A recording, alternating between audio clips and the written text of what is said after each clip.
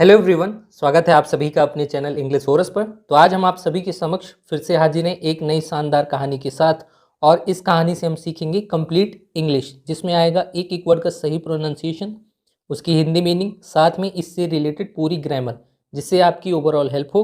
तो वीडियो में बने रहिएगा, शेयर सब्सक्राइब करना मत भूलिएगा। चलिए शुरू करते हैं। द मिस्चीवियस माउस, इसका मतलब है शरारती चूहा। अब इसमें हम थोड़ी ग्रामर समझ लेते हैं। देखिए, द जो है ये है आर्टिकल, डेफिनेट आर्टिकल, ये हमेशा नाउन के साथ आता है। तो नाउन हमारा यहाँ है माउस, इसको डेफिनेट बनाने के लिए, और इसी नाउन की विशेषता बताने के लिए इसके पहले लगा है एडजेक्टिव। तो मिस्चीवियस का पार्ट्स ऑफ स्पीच एडजेक्टिव है। Once there was a mischievous mouse, एक बार एक शरारती चूहा था। एक बार एक शरारती चूहा था। अब यहाँ देखिए, हम थोड़ी ग्रामर समझ लेते हैं। यहाँ जो हमारी मेन वर्ब है इस सेंटेंस की वो है was. Was simple past tense में लगता है, और ए जो है ये है इनडेफिनेट आर्टिकल, नाउन के साथ आता है, माउस के साथ आया है। और इसी नाउन की विशेषता बताने के लिए मिस्चीवियस जो है एडजेक्टिव की तरह रोल कर रहा है। और देयर जो है ये होता है किसी चीज की स्टेट बताने के लिए एज अ इंट्रोडक्टरी सब्जेक्ट की तरह लिखा जाता है, इसका कोई मतलब नहीं होता। वन डे, एक दिन, he saw a big bull sleeping under a tree, उसने देखा एक बड़ा बैल स्लीपिंग सोते हुए, अंडर अ ट्री मतलब पेड़ के नीचे। एक दिन उसने देखा एक बड़ा बैल सोते हुए पेड़ के नीचे। अब यहाँ देखिए, ही जो है प्रोनाउन है, और किसके लिए यूज हुआ है? माउस के लिए। सॉ हमारी इस सेंटेंस की मेन वर्ब है और सेकंड फॉर्म में है, तो हमारे टेंस हो जाएगा past indefinite. The bull was huge in size, बैल था विशाल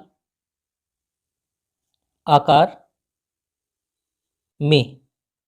बैल था विशाल आकार में मतलब बहुत बड़ा बैल था। अब यहाँ देखिए, द जो है ये आर्टिकल है, इस नाउन के साथ आया है, और वॉज हमारी वर्ब है। तो वॉज आती है सिंपल पास्ट टेंस में, तो हमारे इस क्लॉज का टेंस हो जाएगा सिंपल पास्ट। एंड, और एंड होता है कंजंक्शन। हैड शार्प, इसके के पास था। पास्ट में हम कोई चीज़ अधिकार दिखाने के लिए या पोजीशन दिखाने के लिए हैड का यूज़ करते हैं। शार्प मतलब होता है नुकीला, नुकीले और लंबे सींग, सींगे। उसके पास थे नुकीले और लंबे सींग। Every time he was breathing, हर वक्त वह सांस लेता था। हर वक्त जब वह सांस लेता था, हिज लार्ज नॉस्ट्रिल्स, उसके बड़े नथुने, नाक वाले हिस्से को हम कहते हैं नथुने, ओपेंड खुलते थे, एंड और क्लोज्ड बंद होते थे। The mouse was in a mischievous mood, चूहा था एक शरारती या शरारत के मन में। यहाँ देखिए, मूड का मतलब होता है मन में, मिस्चीवियस मतलब शरारत के, चूहा था एक शरारत के मन में। वॉज सिंपल पास्ट का टेंस बताता है, और द है डेफिनेट आर्टिकल, इस नाउन के लिए आया है। He saw the bull breathing, उसने देखा बैल को सांस लेते, उसने देखा बैल को सांस लेते, मेन वर्ब सेकंड फॉर्म में, तो पास्ट इंडेफिनिट का टेंस। ही वेंट क्लोजर, वह गया नजदीक, एंड और शट हिज नॉस्ट्रिल्स, बंद कर दिया उसके नथुने। वह नज़दीक गया और बंद कर दिया उसके नथुने। वेंट वर्ब की सेकंड फॉर्म, तो इस क्लॉज का पास्ट इंडेफिनिट टेंस, फिर एंड कंजंक्शन से जोड़ के, और वर्ब की सेकंड फॉर्म, तो ये वाला क्लॉज भी पास्ट इंडेफिनिट का है। द वुल बैल वोक अप इन एंगर, जग गया गुस्से में। इन एंगर मतलब गुस्से में। वेक अप देखिए एक फ्रेजल वर्ब होती है जिसमें एक हिस्सा वर्ब का होता है, एक हिस्सा प्रीपोजिशन का, लेकिन वर्ब वाले हिस्से को हमने वर्ब की सेकंड फॉर्म में लिखा है क्योंकि टेंस हमारा है पास्ट इंडेफिनिट। बैल जग गया गुस्से में। एज ही गॉट अप, जैसे ही वह उठा, जैसे ही वह उठा। यहाँ देखिए गेट अप, ये भी एक फ्रेजल वर्ब होता है जिसमें एक हिस्सा वर्ब का है, एक हिस्सा प्रीपोजिशन का। तो वर्ब वाले हिस्से को हमने सेकंड फॉर्म में कन्वर्ट किया है क्योंकि हमको टेंस पास्ट इंडेफिनिट का रखना पड़ा।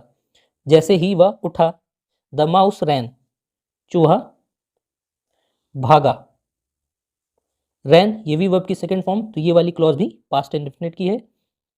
The bull Shaw him running, बैल ने, द बुल का मतलब बैल ने, देखा उसे भागते हुए।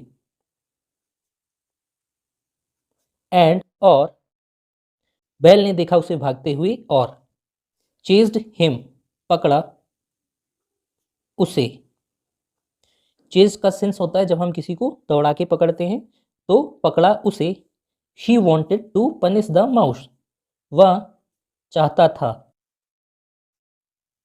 टू पनिश का मतलब सजा देना या सजा देने के लिए, द माउस चूहे को, वह चाहता था सजा देना चूहे को। द टाइनी माउस छोटा चूहा। अब यहाँ देखिए ये नाउन है तो इसकी विशेषता बताने के लिए इसके पहले एडजेक्टिव लगा, तो टाइनी का parts of speech adjective. Rain very fast, भागा बहुत तेज। छोटा चूहा भागा बहुत तेज। वर्ब की सेकेंड फॉर्म, तो इस क्लॉज का जो टेंस हो जाएगा पास्ट इंडेफिनिट। एंड और, एंड कंजंक्शन है। इंटर्ड इनटू अ होल, घुस गया में एक छेद, और एक छेद में घुस गया। इन द वॉल, दीवाल में, दीवाल में। द बुल बैल कुड नॉट स्टॉप, नहीं रोक सका। अब यहाँ देखिए कुड एक प्रकार का मॉडल्स होता है जो सेंस देता है सकना का। जैसे ही हम कैन यूज़ करते हैं प्रेजेंट और फ्यूचर में, वैसे ही हम यूज़ करते हैं कुड पास्ट में। क्योंकि ये मॉडल है तो इसके साथ ये हेल्पिंग वर्ब की तरह बिहेव करता है, तो मेन वर्ब हमारी फर्स्ट फॉर्म में आती है, जैसे यहाँ स्टॉप आई है, और इसको निगेटिव बनाने के लिए नॉट का यूज़ हुआ है। तो बैल नहीं रोक सका हिमसेल्फ, खुद को। एंड और, क्रैश्ड हिज हेड, टकरा गया उसका सिर, टकरा गया उसका सिर। इनटू द वॉल, दीवाल में। ही गॉट बैडली हर्ट, वह या उसको बुरी तरह चोट लगी।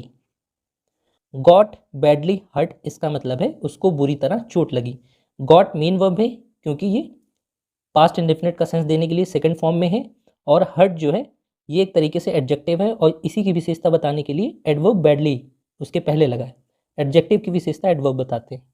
एंड और, स्टार्टेड ब्लीडिंग, खून बहना शुरू हो गया, खून बहना शुरू हो गया। नाउ अब, द बुल अंडरस्टूड, बैल समझ गया। दैट की, आइदर बिग और स्मॉल। ये देखिए ये एक स्ट्रक्चर होता है जब हम कोई दो चीज़ में से दोनों के बारे में बता रहे हैं और दोनों में से एक चूज़ करना हो, और ये कंजंक्शन का पेयर होता है। तो चाहे बड़ा हो या छोटा, चाहे बड़ा हो या छोटा, एनिमी दुश्मन, इज नेवर वीक होता है कभी नहीं कमजोर। दुश्मन कभी नहीं होता है कमज़ोर। स्ट्रेंथ ताकत, एंड साइज और आकार, do not win every time नहीं जीतते हर समय। ताकत और आकार नहीं जीतते हर समय। अब यहाँ देखिए डू हमारी वर्ब लगती है प्रेजेंट इंडेफिनिट टेंस में और हेल्पिंग वर्ब की तरह यूज़ होता है क्योंकि हमारा सब्जेक्ट जो है प्लूरल है। यहाँ स्ट्रेंथ को एंड कंजंक्शन से जोड़कर सब्जेक्ट को प्लूरल बनाया गया है, इसीलिए डू आई है, नहीं तो डज आ जाता। और नॉट नेगेटिव बनाने के लिए, और मेन वर्ब है हमारी विन। तो दोस्तों ऐसी और वीडियोस के लिए हमारे चैनल को सब्सक्राइब करिए। धन्यवाद।